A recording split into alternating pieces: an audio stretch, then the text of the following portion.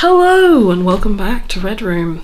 It has been quite a while since we last spoke. I've had my little showcase video out to prove that I have been up to something in this time, but today's video is a celebration of the fact we have finally got Miss Biggy done. This is a project I received Biggy as a present for Christmas 2022, so yeah. We've been messing around with this for more than 3 years, mostly procrastinating and generally overcomplicating the whole thing. Also while busy with life stuff, changing careers, getting into 3D printing, getting better at non-metallic metal, and Games Workshop putting out loads of lovely new Space Wolf stuff that I just simply couldn't resist. So unfortunately Biggy got pushed to one side and sat there looking at me accusingly for quite some time. But unfortunately I lost my job a couple of months ago, so I have time and no excuse to get on with it, or not to get on with it rather. So she's done, and this video will be a tutorial kind of, but more just about the general experience of getting this finished and what I've learned.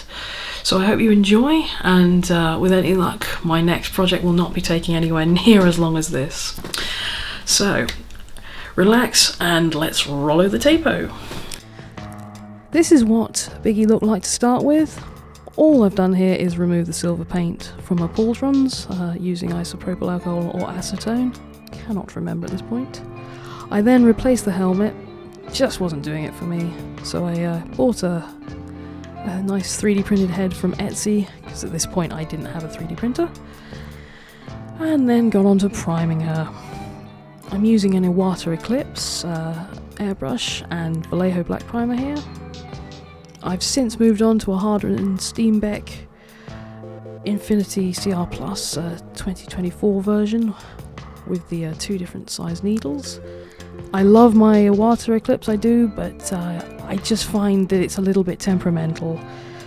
We here in the miniature community, I think we have to realise we treat these airbrushes quite badly. But the Harder & Steenbeck has been excellent. So with her all primed black, I then sketched out what I wanted to do with the armour, which was a nice sort of red and black fadey kind of effect. In the end I painted over all of this with a brush, so I just wanted to make the point that if you see this and think, oh goodness, I haven't got an airbrush, I cannot achieve these results, that's not the case. Some things you need an airbrush for, but in this case it was just that I was trying to speed up the process, and that inevitably made it that much slower because I wasn't happy with the result I got. But just went along and sketched out the sort of high points on the armour to see where we would put the red, and then came along with a lighter red to really make it pop. Ta-da! And then we put Biggy to one side and never got back to her for at least a couple of years. And at this point, I do have a 3D printer. This was sometime in the middle of last year.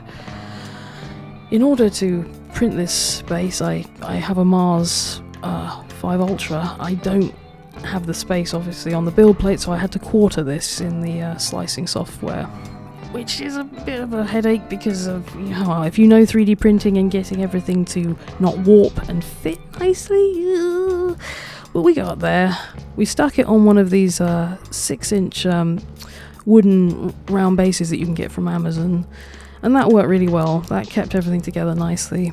And then used a variety of different shades of turquoise to give us this nice graduated effect using an airbrush.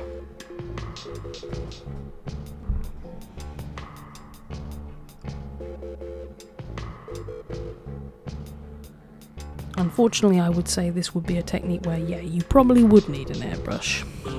There are other ways around this, possibly dry brushing, but yeah. In this case, this is something that I think you do need an airbrush for.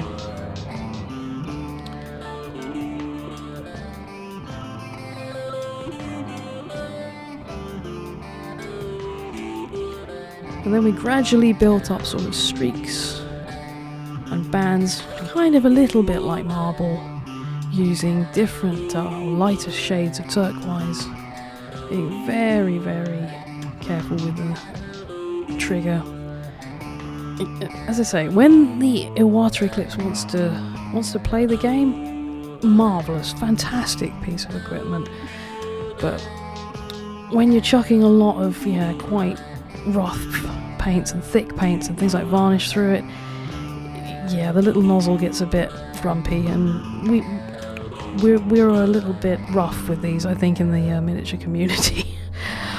I'd urge you to watch the YouTube channel of Art Workshop, and he knows how to get the most out of an airbrush. So you realise then maybe that I'm the problem. That said, the harder in Steenbeck just works every single time, so I'm very impressed with it. And this was it all done, or the base coat anyhow. So for my sins, I decided to do non-metallic metal, which is a wonderful option for deciding that you don't want to get something finished for at least 3 months. So in order to do this, anything that was metallic on the base, we've gone with a steel colour. So we are starting off with a nice dark grey, and then we're going to go up to a lighter grey, and then an even lighter grey than that, and blend it all together. What I've learned about this technique that's mattered most, I think, is realising that the important bits are the light bits and the dark bits. I know this sounds silly, but the white and the black is almost more important than the colours that you need to put in there for you to register that it's gold or silver or whatever. Almost all the earlier attempts I've done here, I just wasn't putting enough highlights in. I just wasn't putting enough contrast. I was too focused on the sort of the blues and the greys, not necessarily the whites and the very dark greys that you need. And blending is absolutely key here, because it will take it from looking completely rubbish to, ooh, it's starting to scan as something that might be shiny. In a way, I'm kind of glad I wasn't able to get on with this project when I started, because I am that much more confident with this technique now.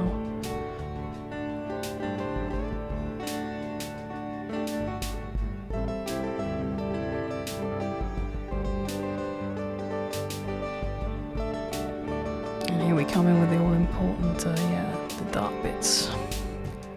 Contrast is key here. Contrast is key.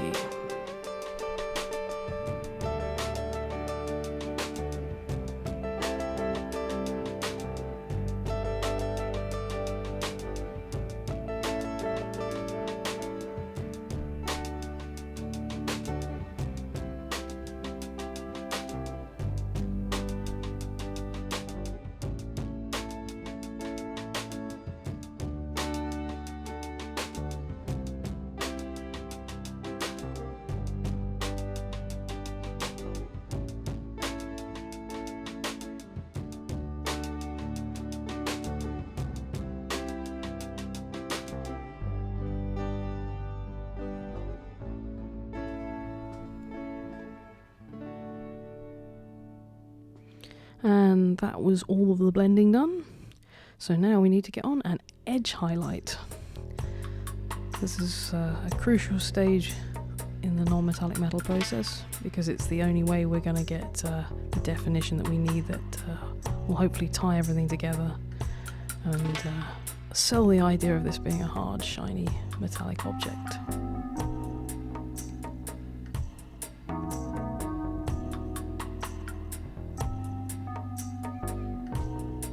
Always thin your paints, but especially for anything like edge highlighting. If you find it is becoming a real struggle and the paint isn't flowing, I would definitely suggest either watering it down or using flow improver so that you can get that nice glide.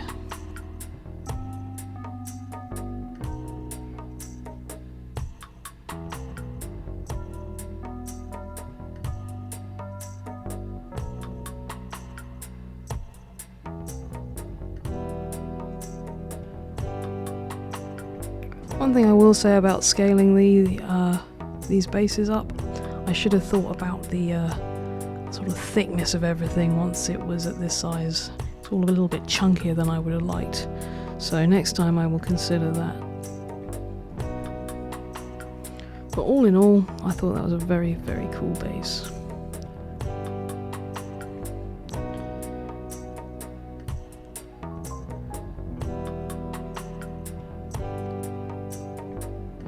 And then we moved on to making the white things that were white again.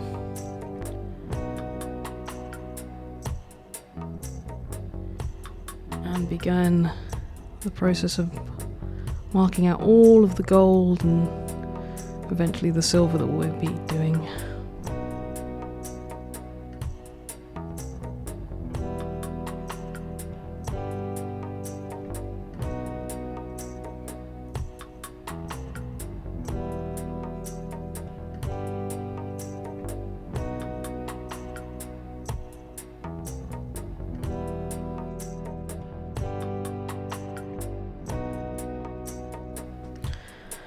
Ah, the ugly phase.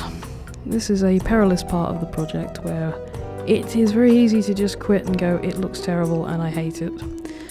But we have to persevere. With all of the gold sketched out, we then moved on to our chainsword. I didn't like the chainsword that the model came with originally. It was also warped, and I know that you can bend these things back, but it just kept kinking, and I thought, no. We're gonna scale up a 40k sized chainsword and use that instead.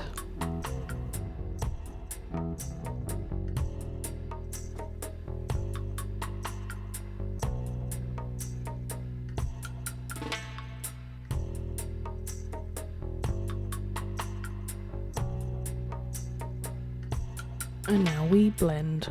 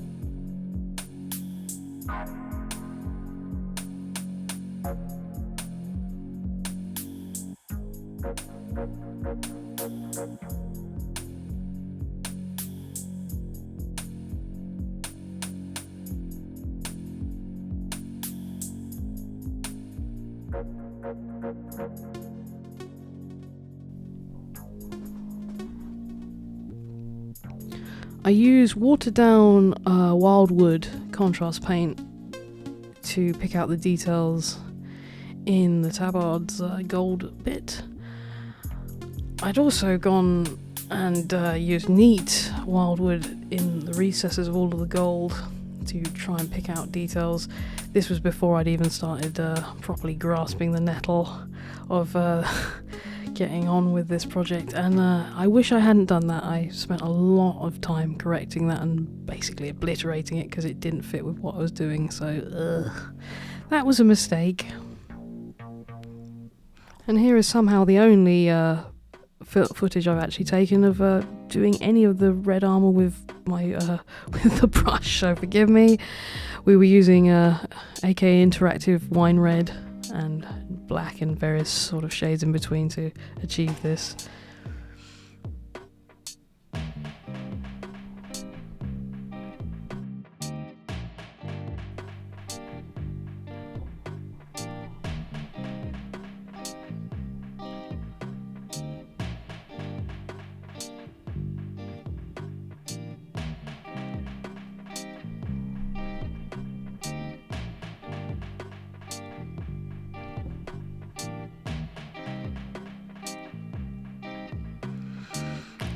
And at last we could move on and start with her face. I'm currently learning that how important purple is for decent skin tones. I've still got a lot to learn though.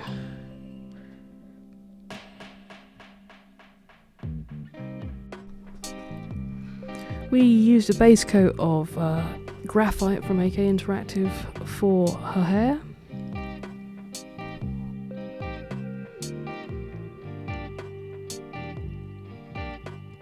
And then we added more flesh tones to that purple to slowly bring out the face.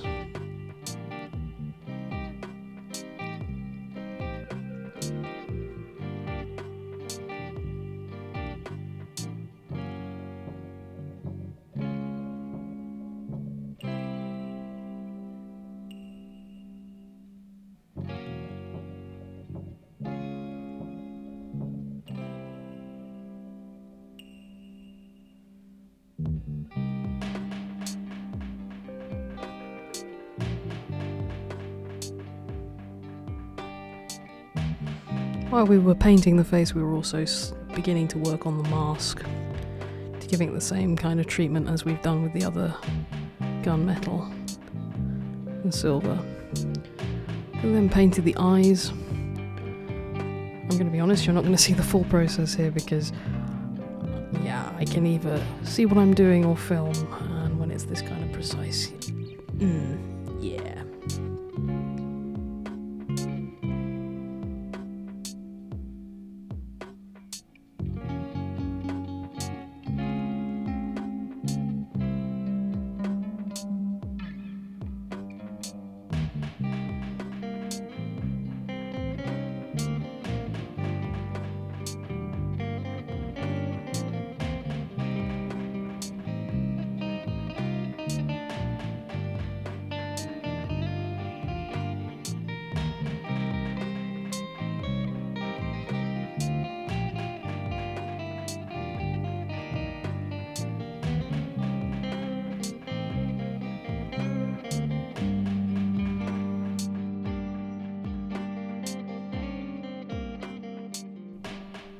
We used some AK Interactive silver grey to highlight the hair.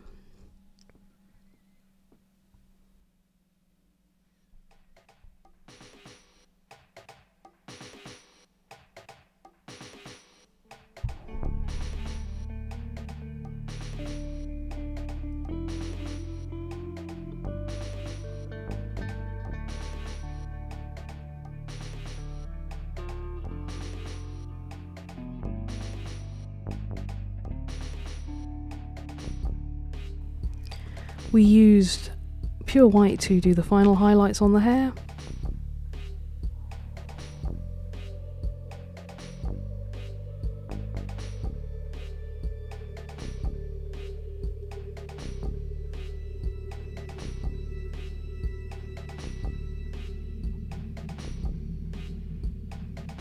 We do the irises of the eyes now.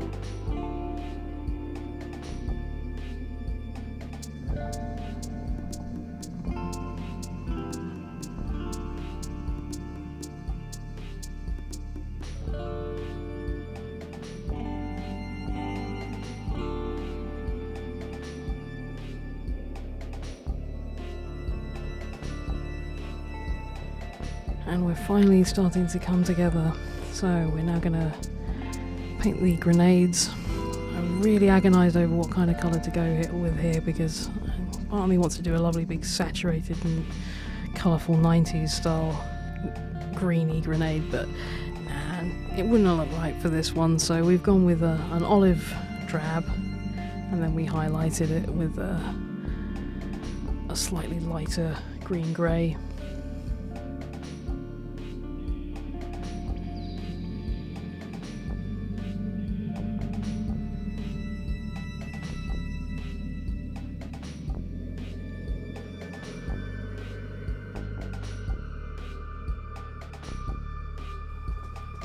To do the bullets in the bolt gun, I've used AK Interactive mahogany and some orange, and then highlighted with some sand yellow and ivory.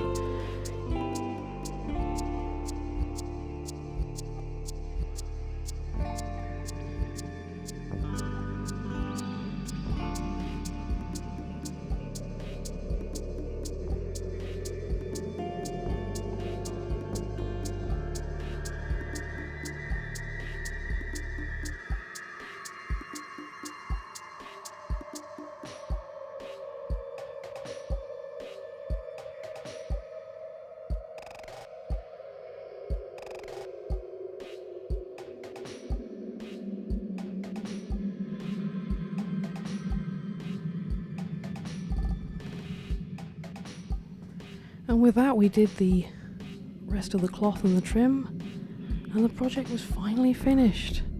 So please enjoy the showcase now. I'll see you soon. Bye bye bye.